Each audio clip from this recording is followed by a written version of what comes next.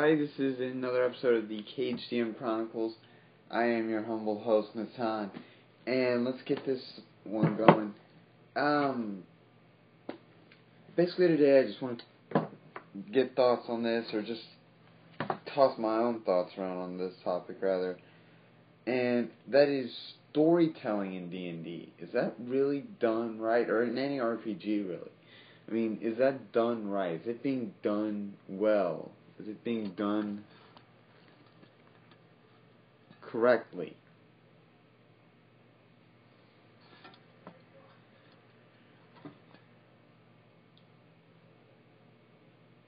There we go.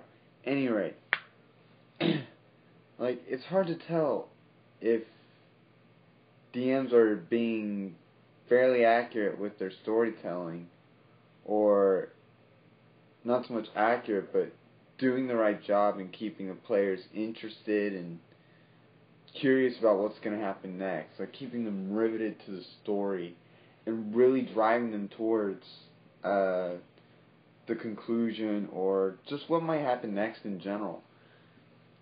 And, you know, you could bust open, like, say you pull out an adventure module, like Reavers of Harkenwald, we'll say. I mean, I use this one a lot as an example, but, I mean, really, it's easy to use, so, sorry, I'm having to make sure my camera's moving at all. I don't know. It's hard to tell. I'm using my phone for a camera, so, you know. It's an iPhone. I'm using an old music stand. That's my setup, literally. Cheap, maybe. I don't know. Don't care. At any rate, I mean, use the adventure, and this is just the Wizards of the Coast setting the scene, setting up the adventure.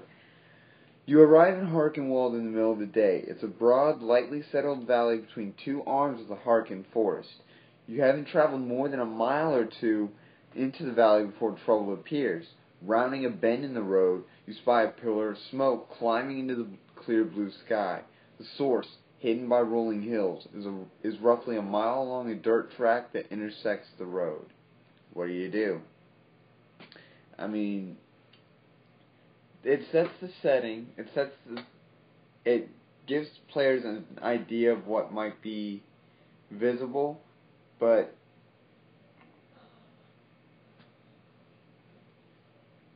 you know, it's hard to tell really what exactly is going on in that.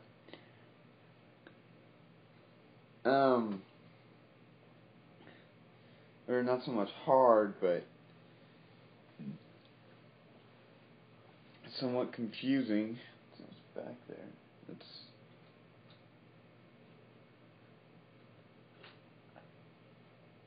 Dang, that's some bright orange just from a highlighter and a protractor.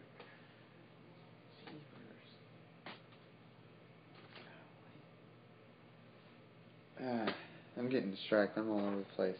But, it's just, I don't know. I mean, they do a good job, at least trying to help the DM setting up stories with the adventure modules. But the bigger concern is in the custom modules, like the custom campaigns, the homebrew stuff. Are the DMs really doing their part to give enough detail? And that's something I really want to encourage, is to really do what you can to give enough detail when you're creating the setting, when you're setting the scene for your players. You don't want to just be like, you walk into town, you see a tavern. You know, what else is there in town? What are the people doing?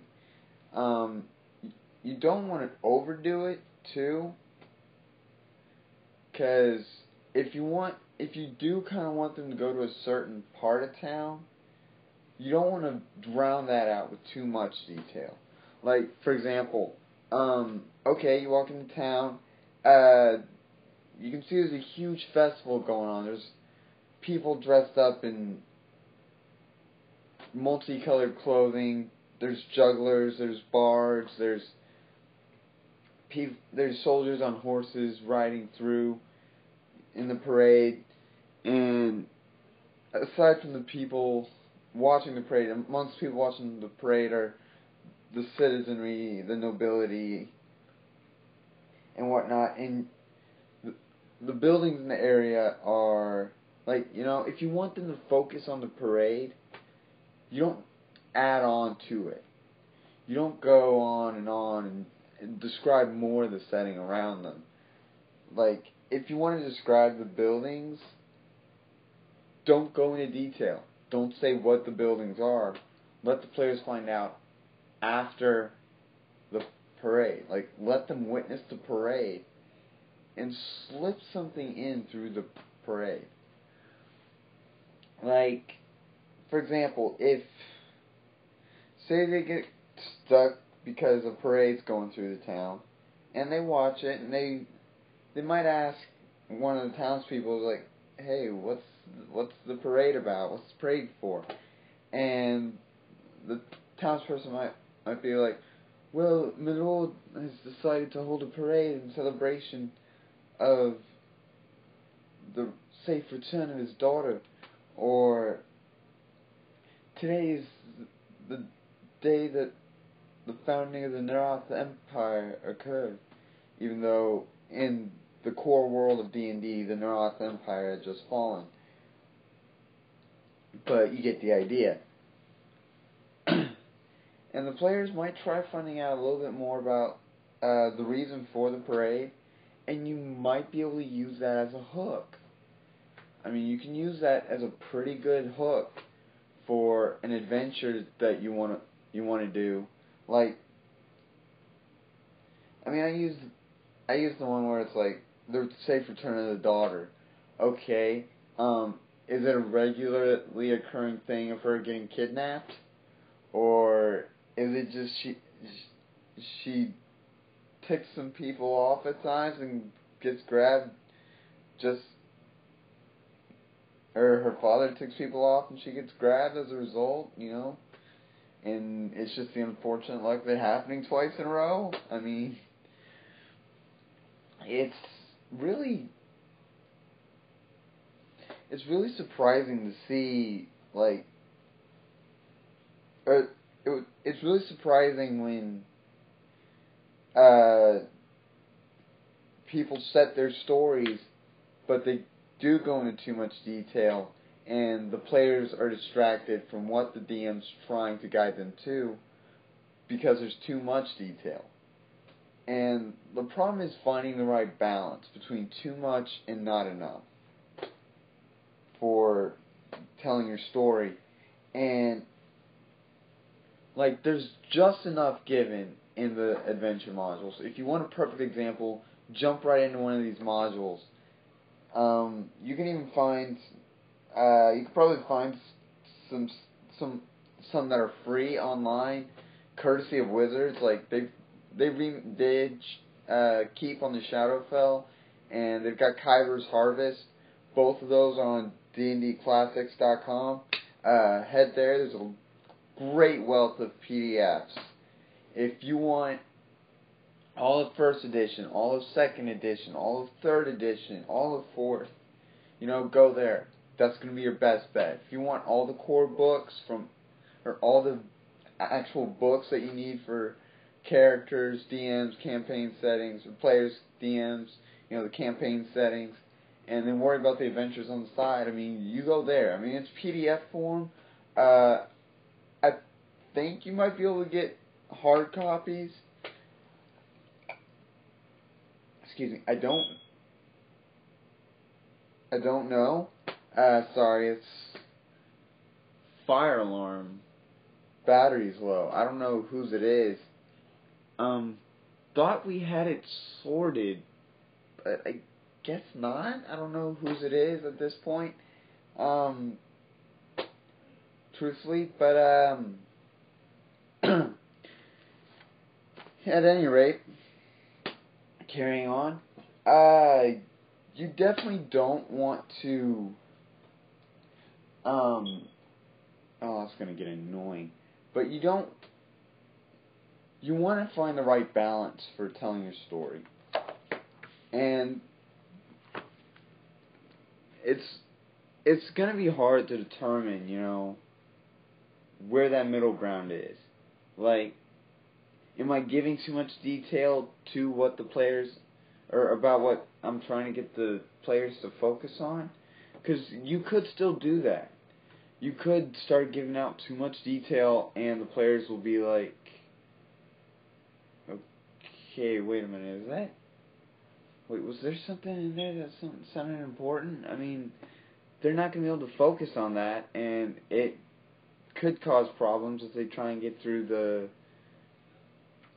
quest that they're trying to do. Like, if, say they're trying to find a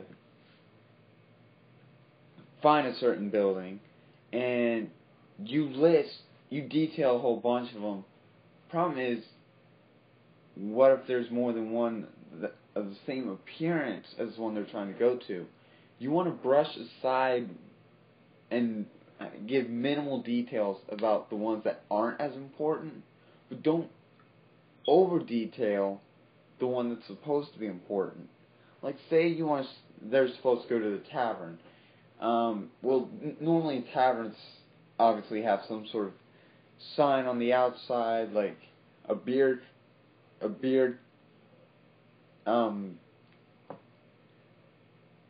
ale. Oh God, what are those medieval cups? Not goblets, not tankard. There's usually a beer tankard on a wooden sign hanging outside a tavern.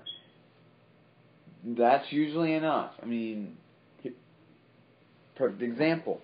You're walking along on the street, and you see these buildings lined up with signs outside the front indicating where they're at.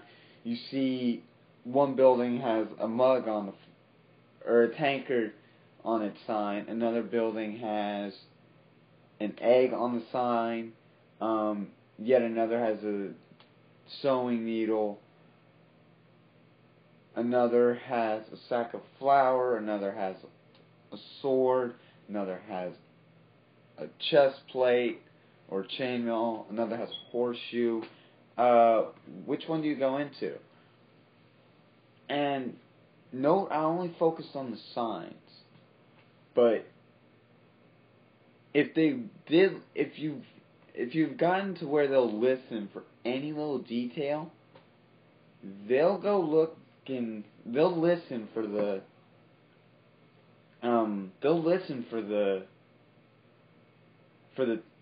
tankard on the tavern. They'll be like, wait a minute, did he say where the tavern was? Where was it next to?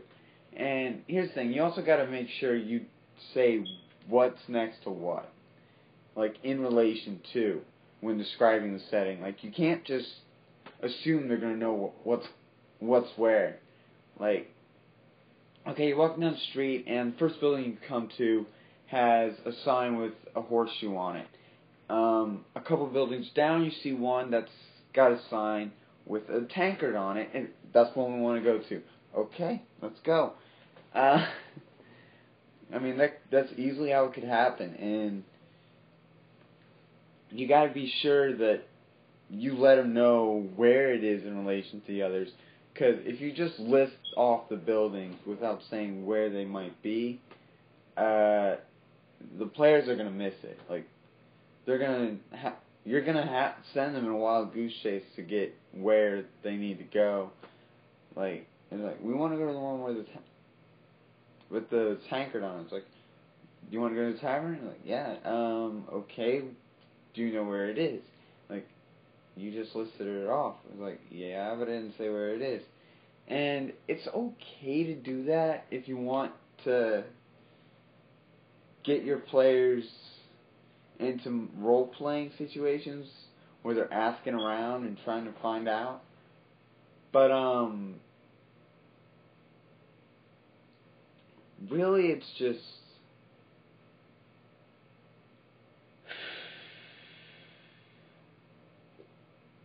it's easier in the long run, and it's less hassle on the DM and less annoying to the players if you give, like, more accurate directional descriptions for the locations in your campaign, in your setting. Like, don't just tell them, oh, the church is in this town, or, like, be specific. Like, the church is in the northeast quarter of the city, but it is near the blacksmith and the horse trainer's home. And I'm like, okay, that helps. And it is also across the street from the Thieves Guild. Why put a Thieves Guild near a church? Who's going to know that the Thieves Guild's right there unless it actually gets notoriety over time? Then it's like, okay, yeah, that makes a little less sense. Because, like, the church is right there. But if it's like the church of, oh gosh, is it Sehanin? I think it's Sehanin. I don't know, give me a sec.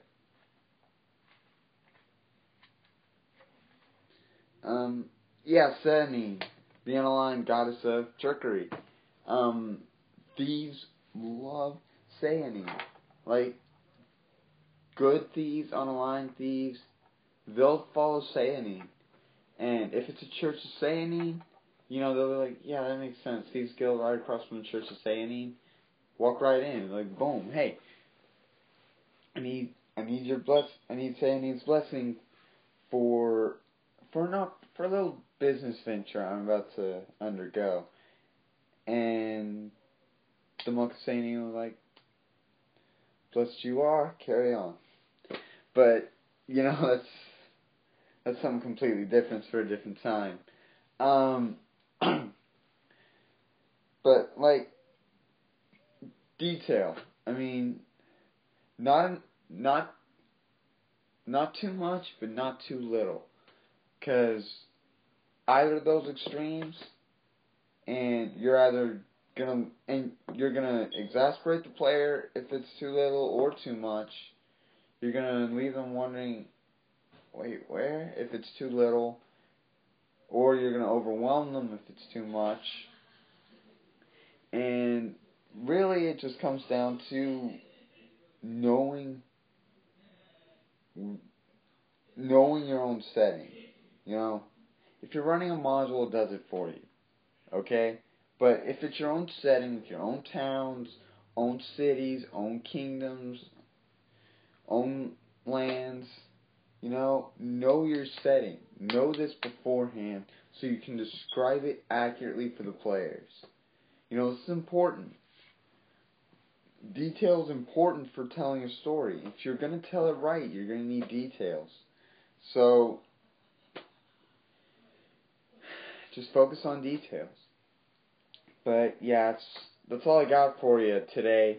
I know it's been a while since my last episode. Hopefully it won't be so long between episodes again. But I just haven't had any topics.